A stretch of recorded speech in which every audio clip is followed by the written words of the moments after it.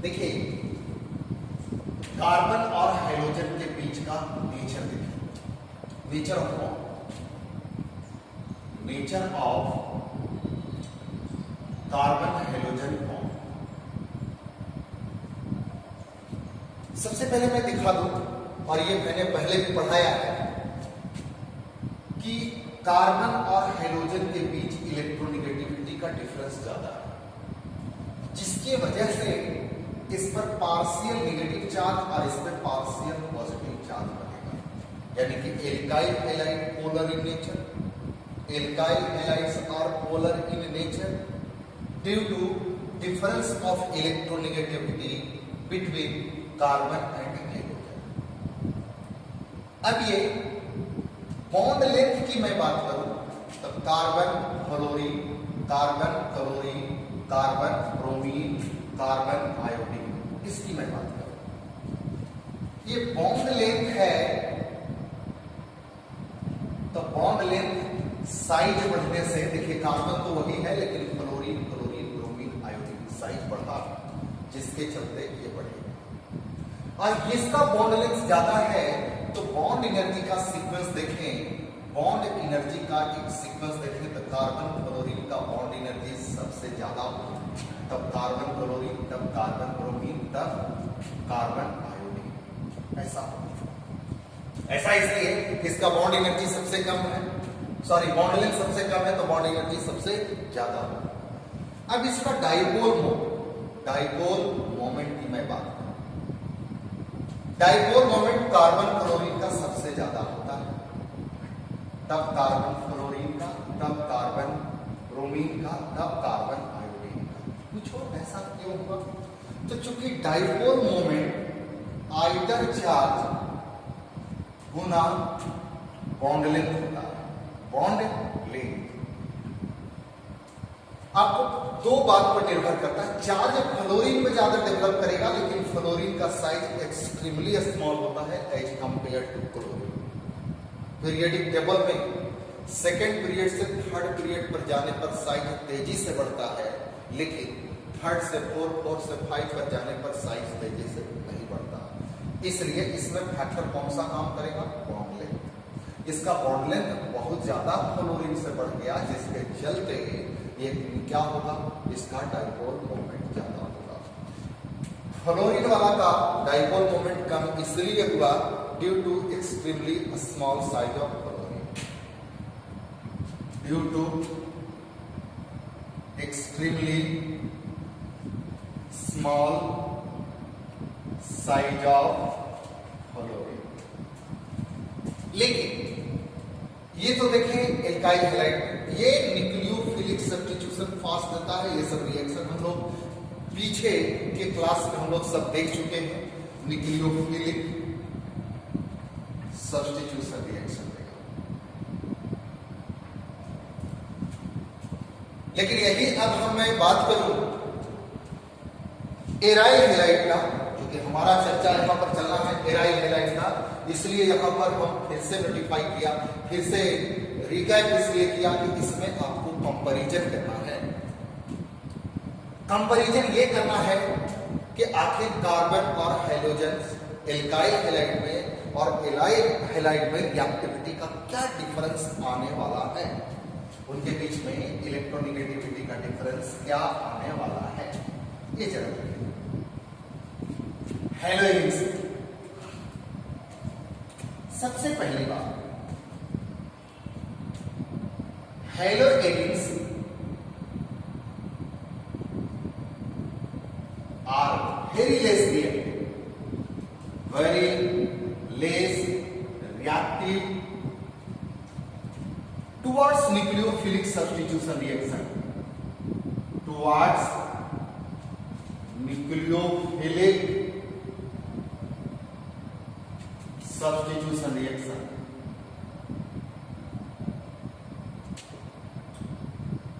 Nucleophilic substitution reaction के about, nucleophilic substitution reaction के about halogens काफी लेस रिएक्टिव होता है। Halogens are very less reactive towards nucleophilic substitution reaction. अब इसका कारण क्या है? कॉज देखें, कौन कौन से कारक? क्या ये एक रीजन है जिसकी वजह से हेलोएरिन्स लेस रिएक्टिव होता है towards nucleophilic substitution reaction?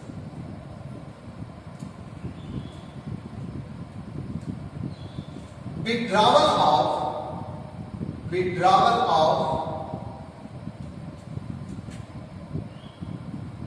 Electron, कौन सी? इलेक्ट्रॉन का विड्रॉवल होता है, इलेक्ट्रॉन विड्रॉवल या withdrawal of electron by benzene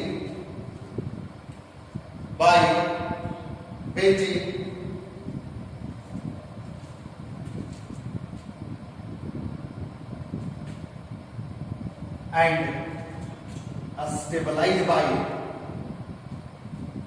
resonance। ध्यान देंगे इसमें, ये हेलोइड्स है,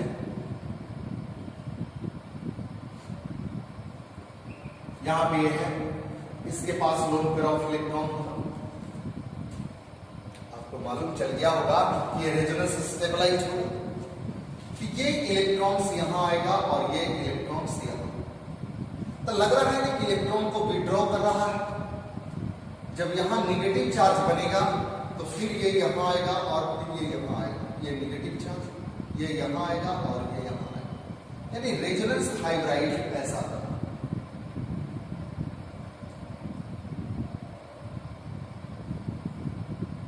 partial positive, partial negative, partial negative, partial. अभी हमने देखा था कि न्यूक्लियोफिलिक सब्स्टिट्यूशन हुआ था, तो ये नेगेटिव था, ये पॉजिटिव था, तब भी न्यूक्लियोफाइल का अटैक इस पे संभव था। लेकिन यहां पर कोई न्यूक्लियोफाइल का अटैक यहां पर बेंजीन का पॉसिबिलिटी इस कार्बन पर होगा? नो, क्योंकि इलेक्ट्रॉन विड्रॉवल ग्रुप लगा हुआ है और रेजोनेंस स्टेबलाइज है, और जो कोई भी रेजोनेंस स्टेबलाइज होता है निश्चित रूप से लेस रिएक्टिव होता है। कह सकते हैं कि in aryl halide the electron pair of hydrogen atom is conjugated with pi bond, किसके साथ? पाई बॉन्ड के साथ कंजुगेटेड है। thus halogen benzene is resonance hybrid and as follow. इस तरह से फॉलो करेगा कि कार्बन और हेलोजन के बीच में पार्शियल डबल बॉन्ड हो गया। क्या हो गया? कार्बन और हेलोजन के बीच में पार्शियल डबल बॉन्ड। पहला तो बॉन्ड मजबूत हो गई due to increase in bond strength, increase the bond energy and decrease the reactivity towards nucleophilic substitution reaction। तो ये रेजोनेंस स्टेबलाइज के कारण कार्बन और हेलोजन के बॉन्ड का नेचर में चेंज हो गया। कार्बन और हेलोजन के बीच बॉन्ड के नेचर में क्या हो गया? चेंज। और क्या हो गया कि लेस पोलर हो गया है ना, जो ये निगेटिव और ये पॉजिटिव बन रहा था वो भी निगेटिव और इधर ये भी इलेक्ट्रॉन खींच रहा है, तो निश्चित रूप से इसका डाइपोल मोमेंट क्या होगा? कम होगा। डाइपोल मोमेंट इसका क्या होगा? अगर मैं एक एग्जांपल दे दूं, ये हेलोजन है, ये एराइल हैलाइड नहीं है, ये रेजोनेंस स्टेबलाइज नहीं होगा। इसका ई कार्बन और हाइड्रोजन के बीच के बॉन्ड को तोड़ना क्या होगा? आसान, लेकिन इस कार्बन और हाइड्रोजन के बॉन्ड को तोड़ना डिफिकल्ट होगा। ये रेजोनेंस स्टेबलाइज है, लेकिन ये रेजोनेंस स्टेबलाइज नहीं है। ये न्यूक्लियोफिलिक सब्स्टिट्यूशन रिएक्शन देगा, लेकिन ये न्यूक्लियोफिलिक सब्स्टिट्यूशन रिएक्शन नहीं देगा। ये मोर पोलर है, लेकिन ये लेस पोलर है। ये मोर पोलर है, लेकिन ये क्या है? लेस पोलर है। एनसीईआरटी में क्वेश्चन भी है। Chlorobenzene is more polar than the cyclohexyl chloride is more polar than the chlorobenzene. तो आपका रीजन सामने है।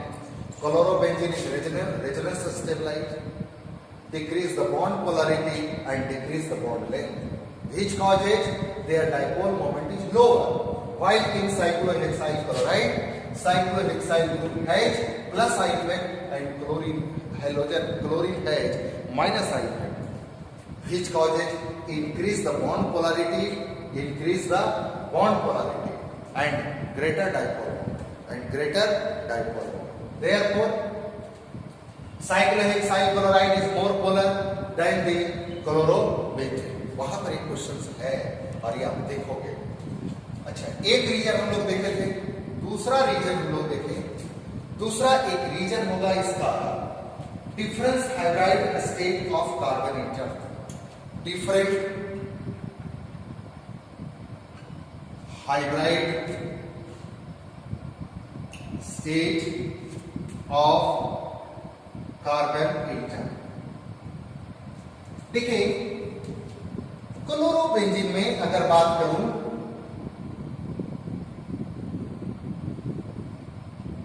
तो इसका हाइब्रिडेशन इस कार्बन का कितना है? sp2 है। लेकिन किसी एल्काइल हैलाइड में बात करूं तो इसका हाइब्रिडेशन क्या है? sp3। ऐसा होने से हाइब्रिडेशन से क्या फर्क पड़ेगा? हाइब्रिडेशन से फर्क पड़ेगा कि इसमें परसेंटेज एस कैरेक्टर ज्यादा है, ग्रेटर परसेंटेज एस कैरेक्टर।